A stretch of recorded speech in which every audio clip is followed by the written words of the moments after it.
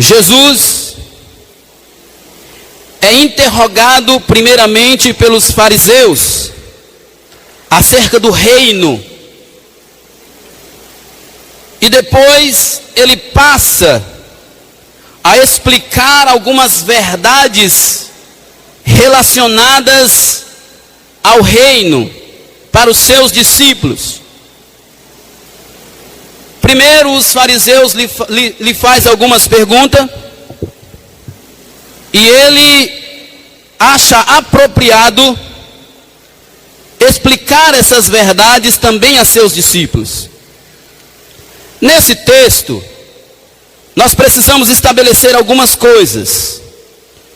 Os versos 20 e 21, os fariseus estão interrogando Jesus. O texto diz: certa vez, tendo sido interrogado pelos fariseus quando viria o reino de Deus, Jesus respondeu: o reino de Deus não vem de modo visível. O reino de Deus não vem de modo visível, nem se dirá: aqui está ele, ou lá está, porque o reino de Deus está entre vós.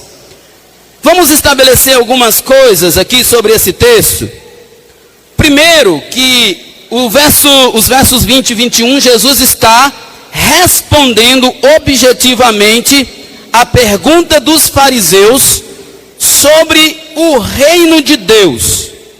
E quando ele diz que o reino de Deus não vem de modo visível, mas está entre eles, Jesus está fazendo uma observação exclusiva aos fariseus. Ele não está nesse texto dizendo que o reino não virá em seu tempo de forma literal e visível, porque no verso 24 ele diz isso. Ele diz no verso 24 que o Filho do Homem no seu dia será como relâmpago, que o seu brilho vai de uma extremidade à outra do céu. Jesus está primeiro dizendo aos fariseus: vocês estão à procura de um reino material. O anseio do coração de vocês não é verdadeiramente pelo reino de Deus. O que vocês querem é um reino propriamente humano e material. O que vocês querem é livrarem-se do jugo de Roma. Vocês não estão preocupados com o jugo do pecado. Vocês estão preocupados com o jugo de Roma. E eu digo a vocês, o reino de Deus está entre vós. Quando ele diz está entre vós, ele está fazendo uma crítica, e uma dura crítica, aos fariseus, que eram os detentores da lei, mas não conheciam o reino. Porque Jesus está afirmando: este reino, o reino de Deus, o verdadeiro reino de Deus, está entre vós. Porque ele estava fazendo uma referência a ele mesmo. Ele está dizendo: não está em vocês, fariseus, mas está entre vocês. O que é um problema, porque eles eram os religiosos da época, mas o reino não estava neles. Estavam entre eles, mas não estava neles. Queridos, não são poucos os que são religiosos, que pensam ter o reino, mas não têm o reino. Estão como os fariseus, esperando um reino humano. Quantas pessoas estão esperando que surja um político que resolva os problemas econômicos da humanidade? E eu digo problemas econômicos porque tudo gira em torno disso. Se os problemas econômicos se resolvem, os problemas sociais também, os problemas de saúde certamente em boa parte também. Então, a maioria das pessoas estão ansiosos, como os fariseus, para saírem do jugo de uma economia falida das nações mundiais, mas eles não estão de fato na esperança de estar ou de terem o verdadeiro reino de Deus. Segundo, Como eu disse, Jesus não está negando a realidade e a literalidade do reino que futuramente virá.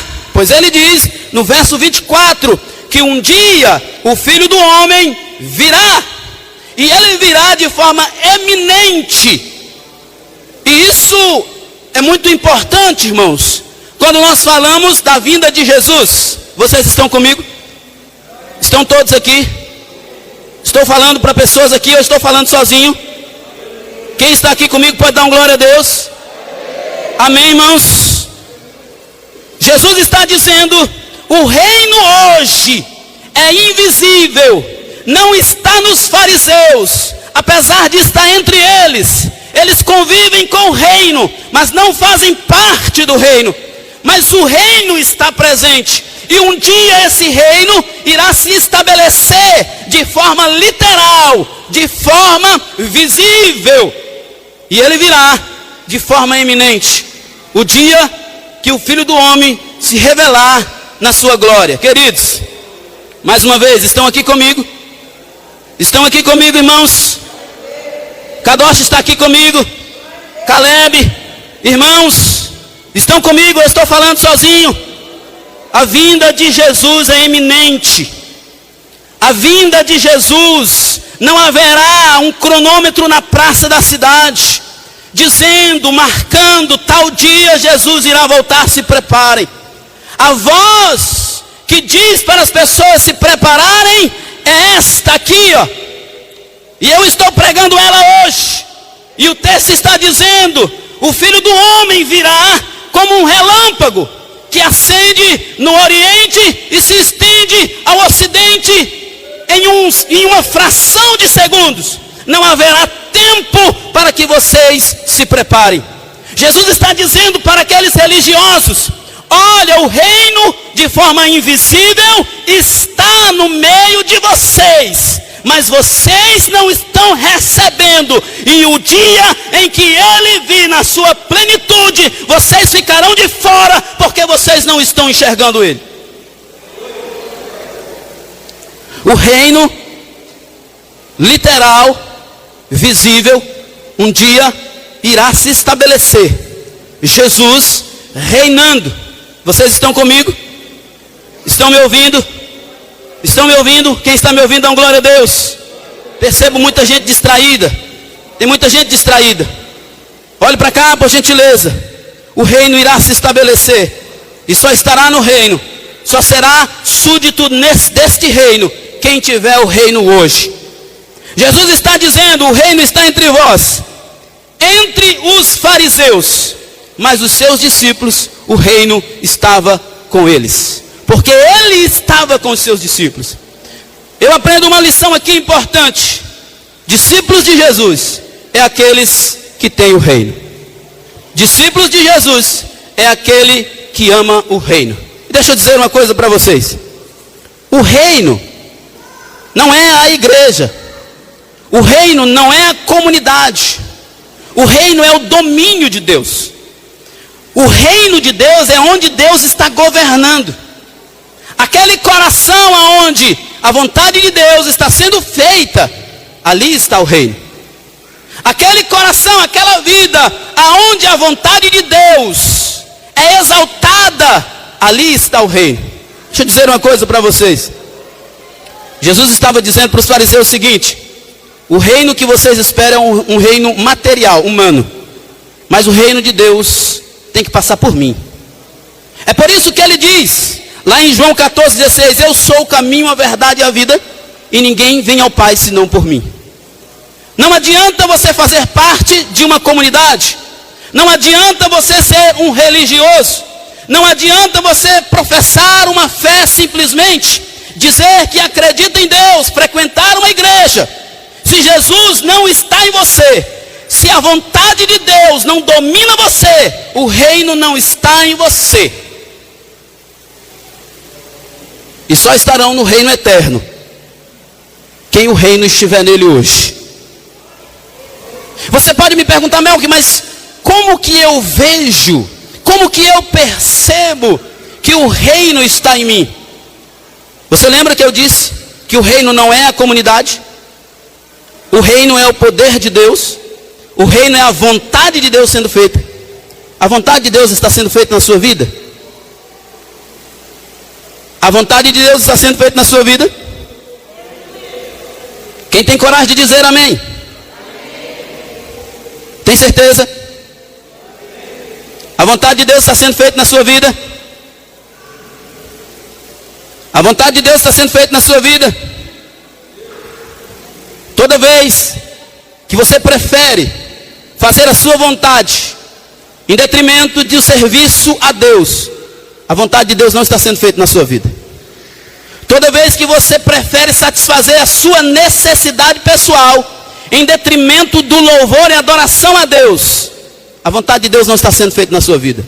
Toda vez que você prefere o seu trabalho ao serviço a Deus, à adoração a Deus, à vida de santidade, a vontade de Deus não está sendo feita na sua vida. Toda vez que você prefere ter a sua reputação no meio dos seus amigos, a detrimento de viver uma vida santa, a vontade de Deus não está sendo feita na sua vida. Alguém se encaixa nisso aqui? Tem alguém que se encaixa nisso aqui essa noite? A vontade de Deus está sendo feita na sua vida? A vontade de Deus está sendo feita na sua vida? Se a vontade de Deus está sendo feita na sua vida, então dão glória a Deus. A igreja, muitas pessoas pensam que a comunidade é o reino. A comunidade não é o reino. A comunidade é uma agência do reino. A comunidade, ela é apenas uma representante do reino. É apenas uma embaixada. Deixa eu dizer uma coisa para vocês. Em 2023, lá na Bulgária, um veículo oficial da embaixada brasileira foi roubado por um funcionário da embaixada que era cidadão búlgaro. E ele estava fugindo pela divisa da Turquia com alguns quilos de cocaína. Ele foi preso e, óbvio, ele não pertencia à embaixada, ele era um funcionário da embaixada. O carro que pertencia à embaixada foi devolvido à embaixada e ele entregue às autoridades locais. O que é que eu quero dizer aqui? Você pode fazer parte da embaixada. Você pode usufruir da embaixada, mas não fazer parte do reino. O rei só se compromete com aqueles que são legítimos do reino. Você pode vir a essa comunidade ou qualquer outra comunidade que você queira frequentar, ser abençoado lá, sua família ser abençoada lá, e ainda assim não ser do reino. Porque o reino é onde a vontade de Deus está sendo feita. Lembra quando Jesus ensinou os discípulos a orar? Venha a nós o teu reino, para que a tua vontade seja feita aqui, como é feita no céu. Entende como isso é poderoso, irmãos? Ele disse: meus discípulos, vocês devem orar assim: vinde a nós, Pai, o teu reino, para que a tua vontade seja feita em nós, como ela é feita no céu. Quem sabe você pode viver a vida toda frequentando a embaixada e nunca ter se naturalizado no reino. Quem sabe você pode ser um funcionário zeloso. Quem sabe você pode ser um dizimista, um ofertante. Você pode cantar, pregar e fazer muitas coisas na embaixada, mas não fazer parte do reino. Porque o reino, Jesus disse, o reino é aonde a vontade do Pai está sendo feita. Não se engane. Frequentar uma comunidade, fazer parte de um povo, amém, não significa que você faz parte do reino. Após estabelecer essas verdades, Jesus explica algumas questões importantes do restante do texto, especialmente a partir do verso 26. No verso 25 ele diz: antes que o reino se consolide, antes que ele chegue de forma visível, é necessário que o Filho do Homem seja rejeitado e morto por dessa geração. Primeiro, ele teria que passar pelo processo da crucificação. Primeiro, ele precisaria cumprir o propósito de Deus do sacrifício da redenção, para depois ele então vir com o reino.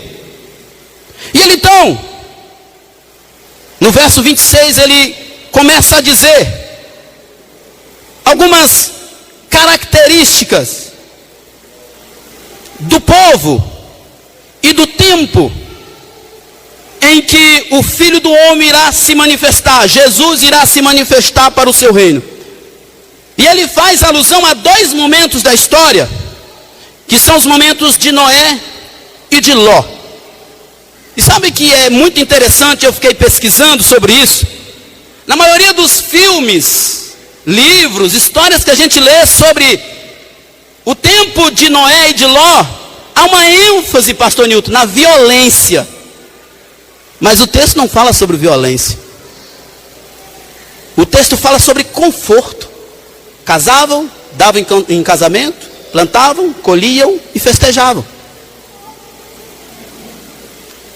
Jesus não diz que o problema da geração de Noé e Ló foi violência. Ainda que isso também esteja evidente, mas ele não dá ênfase nisso.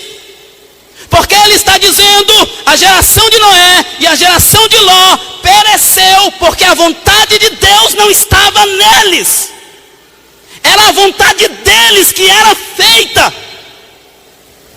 Eles viviam para eles mesmos e não para Deus. Eles preferiam casar e dar-se em casamento, ou seja, viver em festas pessoais, a amar o próximo, a fazer um jejum, a ter um retiro espiritual. Eles preferiam o trabalho deles, correr atrás de dinheiro, enriquecer, a servir a Deus. Era isso que Jesus está dizendo. Porque Jesus não estava apenas olhando para a geração de Noé e Ló, ele estava olhando para a nossa geração. Ele estava dizendo, olha, haverá um tempo em que o povo viverão para si mesmo. Aleluia. Paulo diz isso lá a Timóteo, ele escreve a Timóteo, haverá um tempo em que as pessoas criarão comichões nos ouvidos, e elas terão aversão à palavra. Quando os pregadores pregarem, elas sentirão ódio. Elas resistirão à verdade de forma tão ignorante. E não é porque elas são violentas, é porque elas amam a si mesmas. Porque elas vivem para si mesmas. É porque elas estão buscando a própria satisfação. É porque elas não querem um compromisso real com Deus. É porque Deus não está governando ela. Irmãos, porque às vezes vivemos uma fé tão pequena, porque as nossas experiências de conversão às vezes é tão vazia, porque quase não há ninguém que tenha uma experiência de conversão profunda, ou de renovação, ou de batismo com o Espírito Santo, porque quase ninguém tem essas experiências para contar. Será por quê? Será que Deus não se importa mais? Será que Deus não tem mais zelo? Será que Deus não está mais interessado na comunhão, na entrega do seu povo? Não, irmãos. Deus ainda está ávido por comunhão conosco. Deus ainda está, como sempre esteve, nos chamando, e chama-nos através do seu evangelho, para uma vida de comunhão, de consagração, uma vida de adoração, de compromisso com Ele. Deus ainda nos chama. O problema é que está se cumprindo.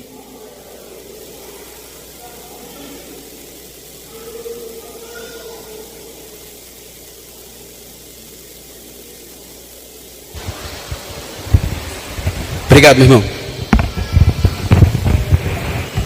O problema é que está se cumprindo em nossa geração o que Paulo escreveu a Timóteo.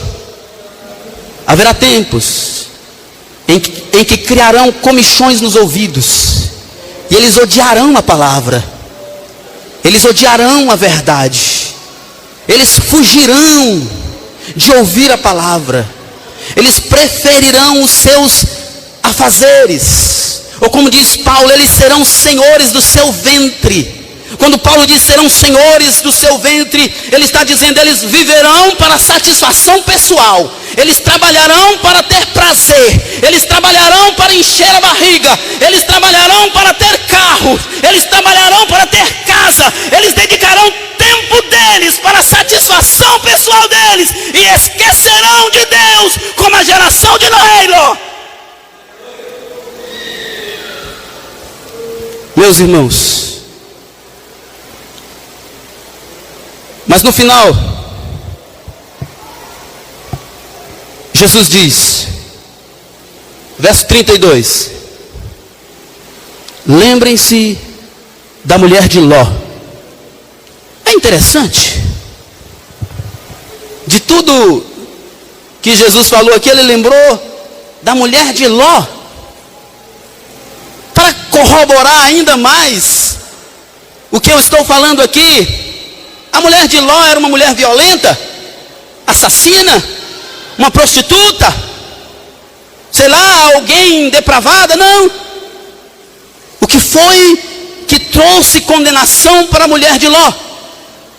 Ela amou Sodoma mais do que a Deus. Quando o anjo disse, Ló, pegue sua esposa e filhas e saiam, eles resistiram.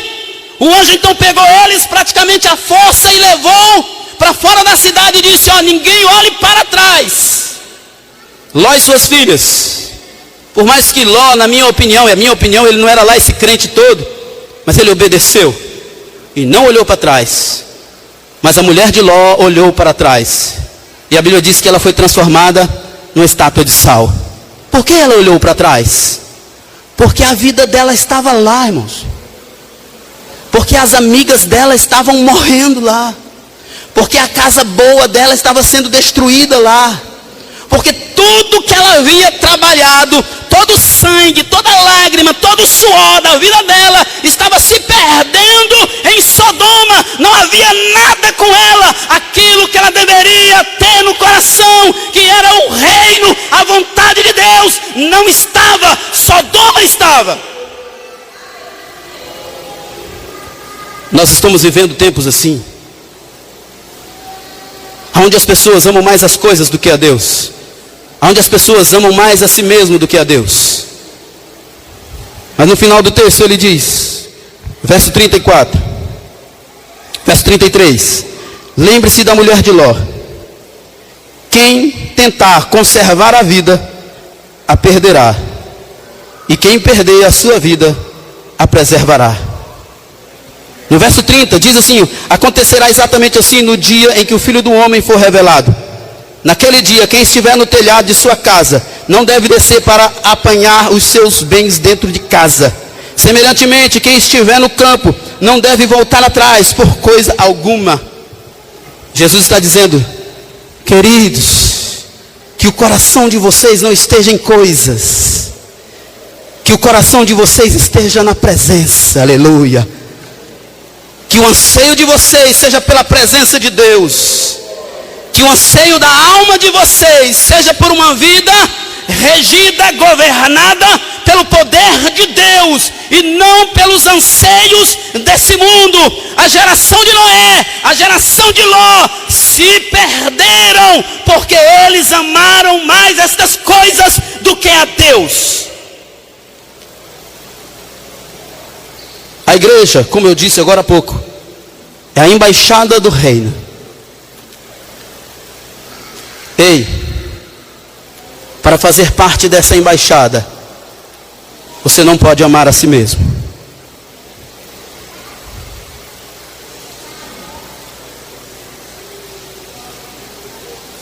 Para fazer parte dessa embaixada, você deve cumprir os 2 grandes mandamentos que Jesus disse. Quando perguntaram para Jesus qual era o maior mandamento, ele diz, amar a Deus sobre todas as coisas e ao próximo como a ti mesmo.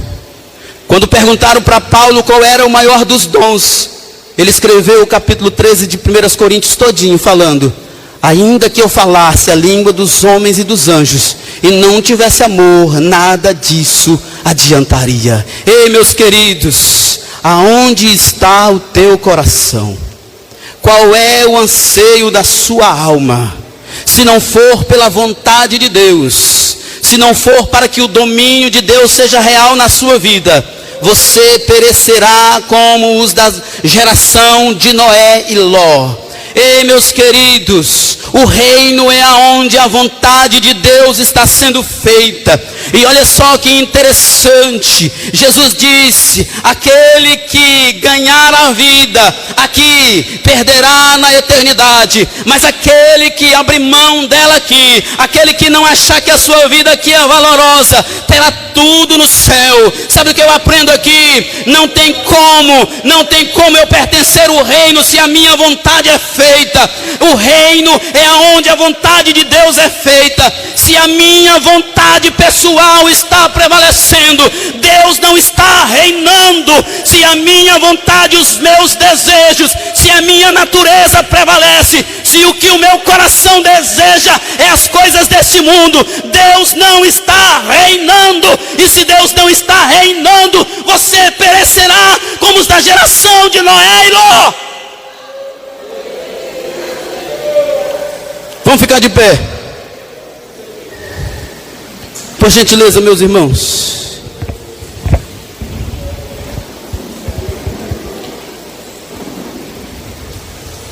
A vontade de Deus está sendo feita na sua vida. Eu sei que o que eu vou falar aqui é um desafio enorme, mas eu tenho uma responsabilidade bíblica de fazer isso. Se por alguma razão há alguma dúvida no seu coração de que a vontade de Deus não está sendo feita na sua vida, vem aqui à frente hoje. Vem aqui à frente, nós iremos orar por você. Eu sei que é um desafio grande, porque vir aqui à frente sobre essa proposta é dizer: eu não estou vivendo como Deus se agrada. Mas se por alguma razão você perceber na sua vida que a vontade de Deus não está sendo totalmente cumprida na sua vida, vem aqui à frente. Faça como esses irmãos aqui que teve coragem. Isso aqui é para quem tem coragem, irmão. Não é para que nem as jovens que estão saindo na hora da oração, não. É para quem tem coragem. Vem à frente receber oração. É só para quem tem coragem. Se você percebe: eu não vou demorar, meu tempo já foi embora, eu quero terminar, entregar o microfone. Se você percebe o mínimo possível, se na sua reflexão durante essa pregação você perceber: eu estou falhando muito, a vontade de Deus não está sendo exercida na minha vida, eu estou fazendo mais a minha vontade do que a vontade de Deus, então vem aqui receber oração. Não sou eu que vai fazer essa